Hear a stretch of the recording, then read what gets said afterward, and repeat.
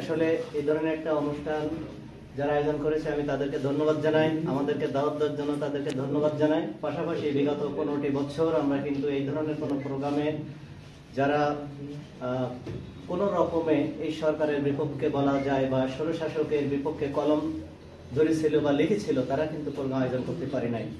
শাহজাহান আপনারা জানেন সে চাকরি করতে ইসলামী ব্যাংক কমিউনিটি হাসপাতালে, শুধু সাংবাদিকতার কারণে জামাতের একটি প্রোগ্রামে অংশ নিতে পারে নাইনি আমি জানি, র্যালিতে সে শুধু ছবি তুলতে যাবে।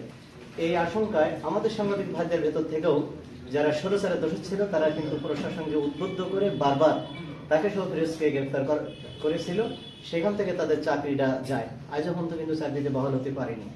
একটি সত্য কথা যে সাতক্ষীরার যে প্রতিনিধি জবাবদিহি পত্রিকার সাংবাদিক শাহজাহান অত্যন্ত নিপীড়িত এবং নির্যাতিত একজন সাংবাদিক। আমি তাকে কারাগারে পেয়েছিলাম। যে কথাটা আবু সাইদ বললেন যে সে একটা প্রতিষ্ঠানে চাকরি করত, সাংবাদিকতা করার কারণে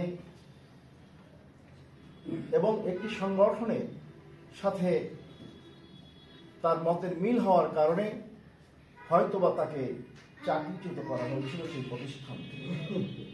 আমি নিন্দা জানাচ্ছি যারা এই ধরনের একজন সাংবাদিকের তার পেশাদারিত্বের কাজে অংশগ্রহণ করার আশঙ্কাতে তাকে চাকরি থেকে সাসপেন্ড করেছিল।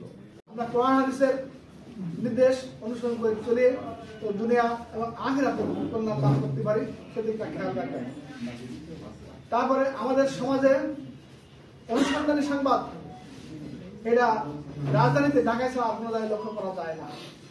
হৃদয় ধারণ করতে হবে আমি সাতক্ষীরাকে ভালোবাসি এবং সাতক্ষীরাকে পৃথিবীর মাঝে, পৃথিবীর সর্বক্ষেত্রে আমি সাতক্ষীরাকে ব্রান্ড করতে চাই। এটা কিন্তু আমাকে ধারণ করতে হবে। নিজের ব্যবহার দিয়ে, নিজের আচরণ দিয়ে সেটা প্রতিষ্ঠিত করতে হবে। আজকে দেখেন আমাদের ওই মাসুমুল্লাহ শাহিন বলেছেন যে ফ্যাসিস্ট সরকারের আমলে সাংবাদিকরাই সরকারকে দিয়ে নানা ধরনের আমাদের এই যে যারা নির্যাতনের শিকার হয়েছে তাদের একটা বড় পার্ট ভূমিকা পালন করেছিল এই লোকগুলি।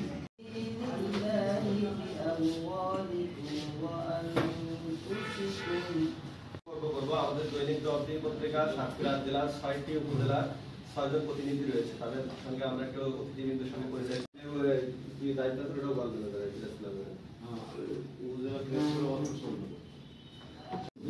আমাদের সঙ্গে যুক্ত আছেন আমাদের তালা উপজেলা প্রতিনিধি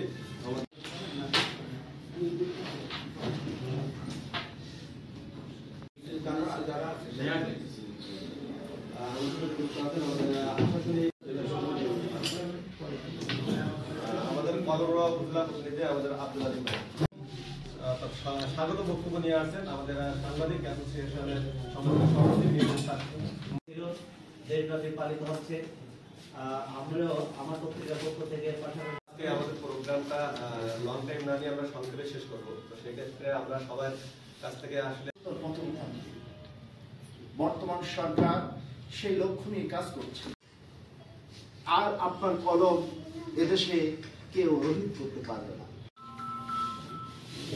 সাগরণী হত্যা তদন্ত রিপোর্ট শেষ এর পরিবর্তে সাংবাদিকদের এই বাকস্বাধীনতা হরণের যেন আমাদের কলম চালাতে পারি সেই তৌফিক দান করো রব্বুল আলামিন।